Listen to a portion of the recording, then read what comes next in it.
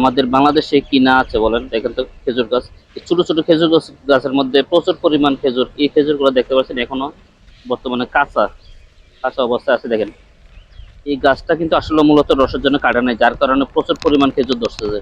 দেখেন মাশাআল্লাহ। চলেন আরো ওইদিকে দেখাচ্ছি আপনাদেরকে। এখান থেকে এই যে দুই পাশে দেখতে পাচ্ছেন, আমার দুনো পাশে প্রচুর পরিমাণ কিন্তু খেজুর গাছ আছে। প্রত্যেক ওদিকে দেখবেন আরো কি পরিমাণ গাছ আছে, সবগুলোর মধ্যে মাশাআল্লাহ ভরপুর খেজুর আছে। আমার মনে হয় এই গাছগুলো যদি রসের জন্য না কাটতো, দেখছেন আরো কি পরিমাণ খেজুর ধরে। এই দেখতে পাচ্ছেন এই গাছটাতে দেখেন মাশাআল্লাহ একটু ফাঁক নাই, কি পরিমাণ খেজুর ধরছে, কিছু পাকতেছে আর কিছু কাঁচা আছে। আর এই গাছের খেজুরগুলো কিন্তু দেখেন একদম পুরা সবগুলো খেজুর পাকে গেছে। হয়তো এগুলো কিছুদিন পরে কাটতে পারবে। এই দেখেন এটার অবস্থা দেখেন কয়বার কাটছে, এটা জীবিত আছে যে এটাই বেশি।